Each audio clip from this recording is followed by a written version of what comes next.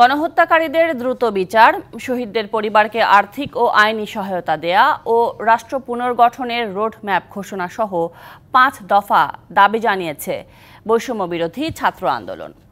এই আন্দোলনে শহীদদের স্মরণে ডাকা শহীদি মার্চ কর্মসূচি শেষে এসব দফা বা দাবি জানানো হয়।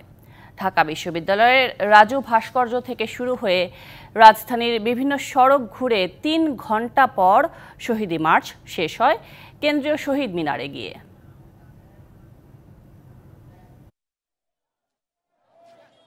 গণঅভ্যুত্থানের ১ মাস পূর্তি ও শহীদদের স্মরণে শহীদি মার্চ কর্মসূচিতে অংশ নিতে বৃহস্পতিবার দুপুর থেকে ঢাকা বিশ্ববিদ্যালয়ের রাজু ভাস্কর্যে জড়ো হতে থাকে শিক্ষার্থীরা।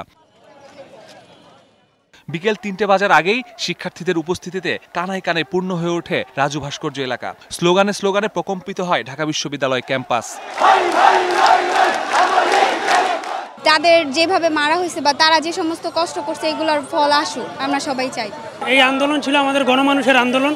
এই আন্দোলন যাতে মানুষ ভুলে না যায়, মানুষ ইতিহাস বিকৃত যাতে না হয়, সেই কারণে ১ মাস হওয়ার সাথে সাথে আমরা এই শহীদি মার্চ সেটি ডাকা হয়েছে। বৈষম্য বিরোধী ছাত্র আন্দোলনের সমন্বয়কদের নেতৃত্বে বেলা ৩টার পর শুরু হয় মূল কর্মসূচি। রাজধানীর বিভিন্ন এলাকা ঘুরে ৩ ঘণ্টা পর কেন্দ্রীয় শহীদ মিনারে শেষ হয় শহীদি মার্চ। বাংলার এই জমিন থেকে যত ধরনের অন্যায় আছে, আওয়ামী ফ্যাসিবাদী, সেগুলোর যে শিকড়, আমরা ইনশাল্লাহ সেগুলো উপড়ে ফেলবো। আমরা চাই শহীদরা চিরস্মরণীয় হয়ে থাকবে এবং তাদের রক্ত আমরা বৃথা যেতে দেব না। এই স্বাধীনতা আমরা রক্ষা করব। এনজিওর কিস্তি প্রথমবার বিকাশ পেমেন্ট করলেই ২০ টাকা ইনস্ট্যান্ট ক্যাশব্যাক। শহীদি মার্চ শেষে কথা বলেন সমন্বয়করা। চাঁদাবাজ সিন্ডিকেটের পাশাপাশি ষড়যন্ত্রকারীদের উপড়ে ফেলার হুঁশিয়ারি দেন তারা।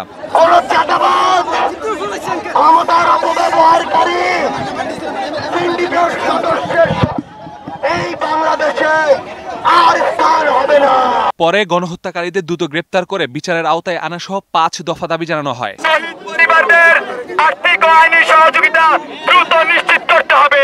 প্রশাসনের দুর্নীতিবাজ ও ফ্যাসিস্টদের দোষীদের চিহ্নিত করে বিচারের আওতায় আনতে হবে। গণতন্ত্রকে জুলাই স্মৃতি জাদুঘর ঘোষণা করতে হবে।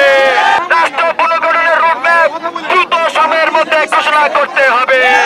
দেশ থেকে বৈষম্য দূর হওয়ার আগ পর্যন্ত শিক্ষার্থীদের রাজপথেই থাকার আহ্বান বৈষম্য বিরোধী ছাত্র আন্দোলনের। Masudur Rahman, DBC news, Dhaka.